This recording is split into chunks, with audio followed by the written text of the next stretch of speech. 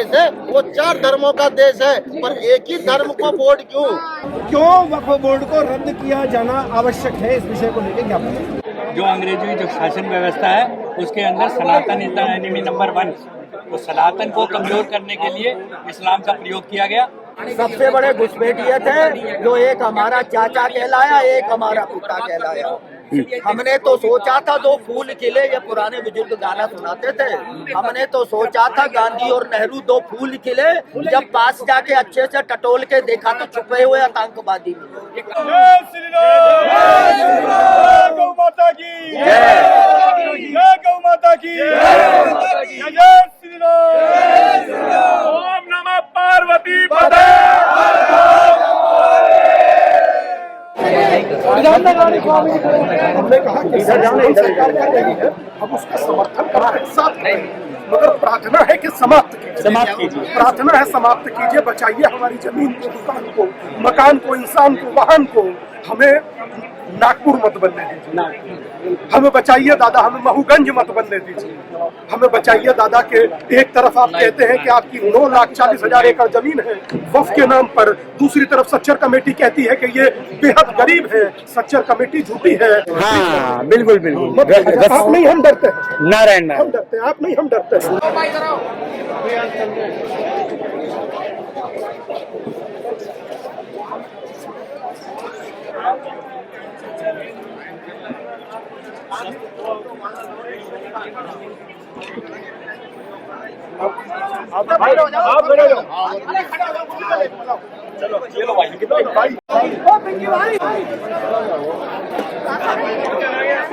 ये उसको जो क्या कहते हैं उसको, जो प्रधानमंत्री था, क्या नाम था उसका?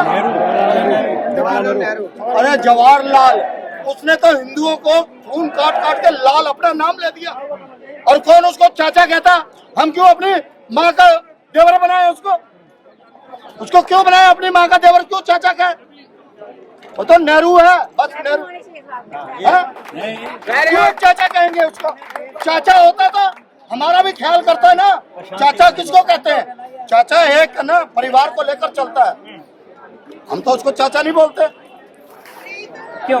मर्डरर ऑफ गांधी नहीं मानते, Nehru is the murderer of Gandhi. उसको वही मानता है जिन्होंने गांधी हम गांधी मानते हैं। गांधी का असली मतलब क्या है? गांधी का मतलब गाय से मतलब गाय, और घीस माने घी। हमारे भारत की जो गाय माता है उसके अंदर से दूध में से घी निकलता है।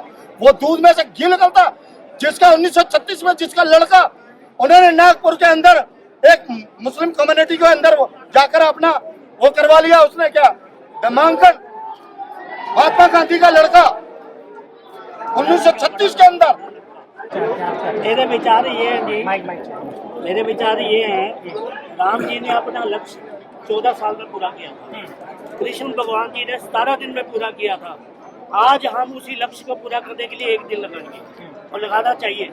अगर किसी को ये बात अच्छी नहीं लगती, पहली बात ये बताओ, कृष्ण भगवान को डर था कि ये महाभारत कानून जीतेंगे नहीं, तो उन्होंने क्या अपनाया? तुष्टि करने वाली बात नहीं है। बात ये है, उन्होंने सबको एक आवाज बोलने के लिए बोला था। क्या आवाज बोलने के लिए बोला था? अश्वत्थामा मारा गया। 5 भाइयों में अपने विचार अलग अलग थे, उनको बोला पता था कि युधिष्ठिर अश्वत्थामा मारा गया, झूठ शब्द नहीं बोलेगा। जबकि किसी भी अगर आप धर्म के युद्ध को जीतना है तो आपको सब तरह के प्रपंच अपनाने पड़ेंगे। ये कृष्ण भगवान जी की पॉलिसी थी, और आज उन पॉलिसी के ऊपर अगर हम चलेंगे तो हम जीतेंगे, अदरवाइज हम जीतेंगे। योगी बाबा जो कर रहा है वो कृष्ण भगवान का दूसरा रूप है। अच्छा, जो हम आज जो बातें वहाँ कही गई हैं वक्फ बोर्ड को लेके, इसका संशोधन वो इसलिए क्योंकि इसका विरोध भी कुछ कर रहे हैं। 17 तारीख को किया था ओवैसी मगरी, आगे उसका प्रतिकार होगा। क्यों वक्फ बोर्ड को रद्द किया जाना आवश्यक है, इस विषय को लेकर क्या प्रधानमंत्री जी, माननीय प्रधानमंत्री जी के नाम है, भारत की महामहिम राष्ट्रपति जी के नाम है, और भारत के गृह मंत्री जी के। ये 3 ज्ञापन है जो वहाँ जाएंगे, और इनकी एक कॉपी है इस रिसीविंग की। मेरे विचार में आप सबकी सहमति हो तो दे दिया जाए। बिल्कुल बिल्कुल।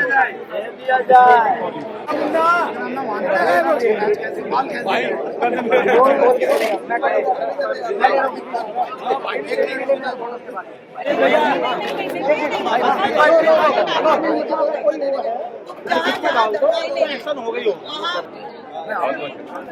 आशीर्वाद है जी। पूरा देश जो भारत देश है वो 4 धर्मों का देश है, पर एक ही धर्म को वोट क्यों? एक ही धर्म को वोट क्यों? हिंदू धर्म का वोट नहीं, आपका ईसाई धर्म का वोट नहीं, सिख धर्म का वोट नहीं, ठीक ना? लेकिन एक ही धर्म का वोट क्यों? उस वोट को उन लोगों के द्वारा बनाया गया था, और जिस प्रकार से देश के जमीन पर वो कब्जा कर रहे हैं, और 9 लाख एकड़ जिसमें कैसी ऐसी 4 दिल्लियां बस जाएगी, उतना जमीन पर वो हक दिखा रहे हैं। कल दिन हम कमजोर पड़ते हैं, जहाँ पे हम कमजोर दिखते हैं उसके जमीन को अधिग्रहण कर लिया जाता है, उसके जमीन को छीन लिया जाता है। ये अब चलने वाला नहीं है। और माननीय नरेंद्र मोदी जी जो सरकार में है, उनसे आपके माध्यम से मैं कहना चाहता हूँ, नरेंद्र मोदी जी, हम लोगों ने आपको प्रधानमंत्री बनाया है, आगे भी आपको प्रधानमंत्री बनाते रहेंगे, पर इस वक्फ बोर्ड को पूर्णतः समाप्त करना पड़ेगा।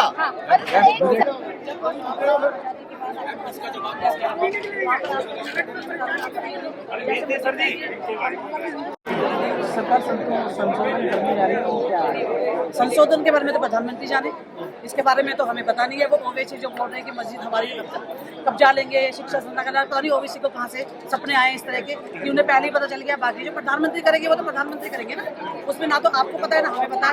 जब मीडिया को नहीं पता, जो घर के अंदर उसके न्यूज में आते तो हमें क्या पता होगा? वो तो प्रधानमंत्री जाने, लेकिन ओवैसी किस बलबूते बोल रहे हो तो ओवैसी जाने।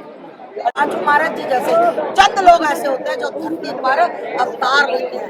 मैं बताऊं, जब आप लोगों को पता, जब भगत सिंह को फांसी होने लगी थी ना, तो भगत सिंह की माँ आई मिलने और वो रो रही थी। भगत सिंह ने कहा कि रो मत माँ, मैं फिर आऊंगा। तो उसकी माँ ने कहा बेटा मुझे कैसे पता लगेगा तू आ गया?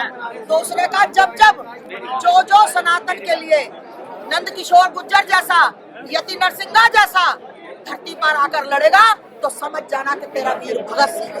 जय श्री राम, जय श्री राम, जय छत्रपति शिवाजी महाराज की माता की जय, बोल गऊ माता योगी महाराज राष्ट्र माता, योगी महाराज पहुंचने दी जाती, योगी महाराज जी तक बातें नहीं पहुंचती। अगर योगी महाराज जी तक बातें पहुंची ना तो यहाँ तक रुकता ही नहीं। माता जी अगर घर में आया ना, जय श्री राम, जय श्री राम, जय श्री राम, जय श्री राम, गौ माता की जय, गौ माता की जय, गौ माता राष्ट्र माता। सुबह देख ले सारा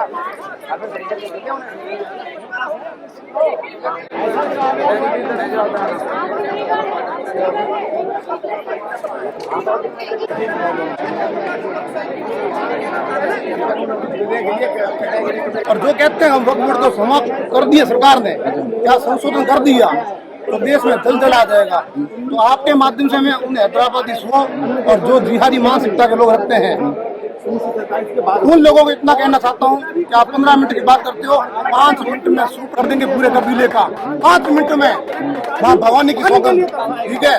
और रही बात, मैं कानून और संविधान जो है भारत में, ये 2 चलते हैं, एक नहीं चलता। तुष्टिकरण बीजेपी भी करती है, कांग्रेस भी करती है। मुझे कोई मोदी योगी जी का विरोध नहीं है व्यक्तिगत में, बात अपनी पार्टी की करिए। तो मैं सभी पार्टियों का, सभी संगठनों का विरोध करता हूँ, क्योंकि सब अपने अपने नाम और एजेंडे के लिए चलते हैं, कार्य करते हैं। अगर कार्य करना है यूसीसी लागू करो, एक देश एक संविधान, आरक्षण भी समाप्त हो सब, क्योंकि भीमराव अम्बेडकर जैसा राष्ट्रवादी कोई नहीं था। मैं खुले मन से कहता हूँ, मैं कोई जातिवादी आदमी नहीं हूँ, बात हो, मैं कर्म से मैं भी ब्राह्मण हूँ, उनके जैसा कोई राष्ट्रवादी नहीं था। अगर काम करना है तो उनकी तर्ज पर और संविधान पर करिए। नाम इनका उजागर करना चाहिए सरकार को, जिन्होंने संविधान से वो चित्र हटाए थे, 24 चित्र, जिसमें सबसे आगे रामचरित मानस था, जिसने हटाया था उसका नाम तो सरकार नहीं बता रही। आज पहले मोदी अगर इसके खिलाफ आवाज नहीं उठाई गई तो उसका भी कारण है। दूसरी तरफ मैं आपको बता दूं, जो ये झूठे भाईचारे की दुहाई कि हिंदू मुस्लिम भाई भाई, अरे भाइयों, जो अपनी बहन का भाई नहीं हो सकता वो आप भाइयों का भाई करते भंडारे बांट रहे हैं, वो भी हिंदुओं को देख देख के, हिंदुओं की नकल कर करके ये लड़ियां लगा रहे हैं। आज ये अपनी मस्जिदें सजा रहे हैं, किस लिए? हिंदुओं को देख के। ये वहाँ पर जाके देखो सिरमपुर में जो भंडारे बांट रहे हैं सिर्फ हिंदुओं को देख के। अन्य नमक खाने वाली कौम थी, ये पंचर लगाने वाली कौम थी। हम तो कह रहे हैं जमा मस्जिद को खुदवा दो, जमा मस्जिद को खुदवा दो।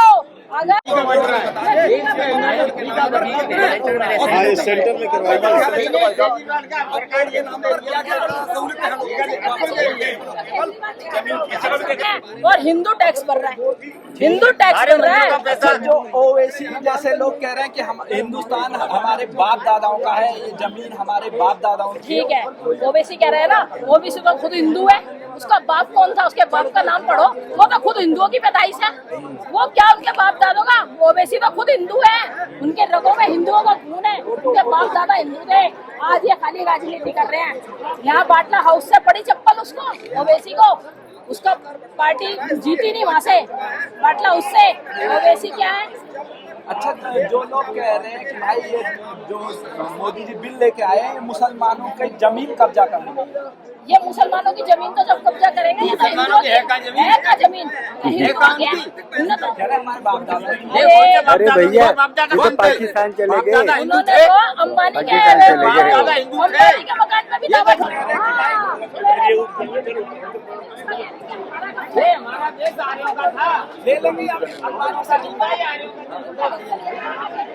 लड़ लड़ के आपस में ही मर जाए। आपने बताया तो कौन सी किताब आपने मैंने लिखी है, उसको मैंने ना तो उसने डाला है कहीं पे, मैंने ना उसको बेचा है, मैंने फ्री में बांटी है। मेरा पूरा लाखों रुपया उसको फ्री बांटने में लगा। हर ट्रेन में मैंने 500 रुपये बांटी है। लेक्चर दे दे के ये इतिहास जानो, फरेबी बुनियाद और शातिर घुसपैठिए, सबसे बड़े घुसपैठिए थे। जो एक हमारा चाचा कहलाया, एक हमारा पिता कहलाया। हमने तो सोचा था दो फूल खिले, ये पुराने बुजुर्ग गाना सुनाते थे। हमने तो सोचा था गांधी और नेहरू दो फूल खिले, जब पास जाके अच्छे से टटोल के देखा तो छुपे हुए आतंकवादी मिले। और लॉर्ड माउंटबेटन का क्या रोल था इसमें? लॉर्ड माउंटबेटन का क्या रोल था आजादी के समय पे, जब लाखों हिंदू मारे गए? क्या उसका फौज ले जाके पाकिस्तान को समझाने का हज नहीं था? भाई साहब, वो जो अंग्रेजी जो शासन व्यवस्था है उसके अंदर सनातन इज द एनिमी नंबर 1। तो सनातन को कमजोर करने के लिए इस्लाम का प्रयोग किया गया।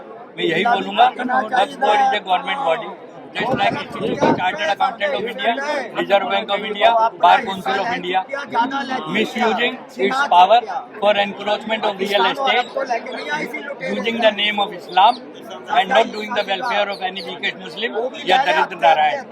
ये सब जो है सत्ता का मिसयूज है।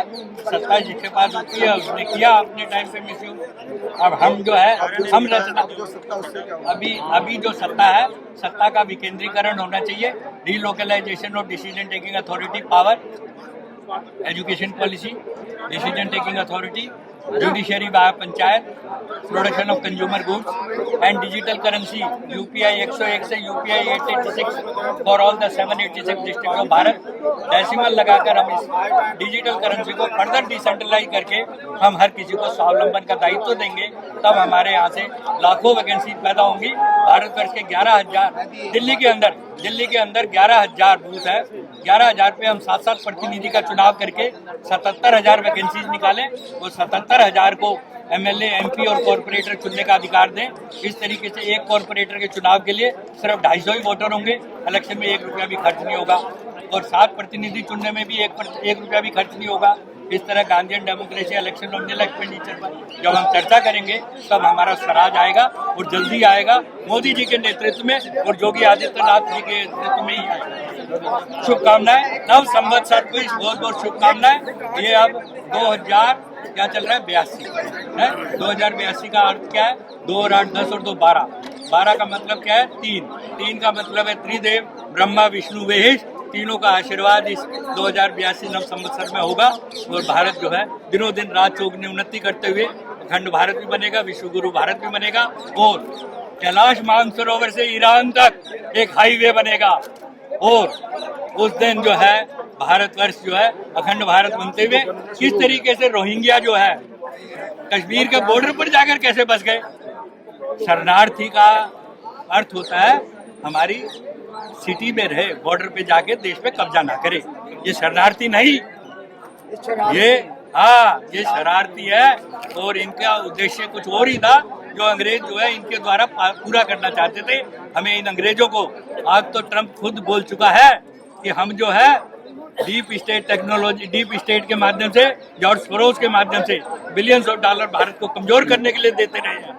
अब हमें उसकी कलई खुलती जा रही है और यूक्रेन को प्लेग्राउंड बना रखा है उसने, रशिया और नाटो के लिए, और इजराइल को प्लेग्राउंड बना रखा है हमास को और इस्लाम को कमजोर करने के लिए। और अब चाइना के हांगकांग के बॉर्डर पे $23 बिलियन लगाकर एक पोर्ट खरीदता है हांगकांग से। हम उसकी उस पूंजीवादी व्यवस्था को यहाँ पर भारत में सक्सेसफुल नहीं होने देंगे। ऐसी शुभकामनाओं के साथ हम नव संवत्सर का स्वागत करते हैं। धन्यवाद।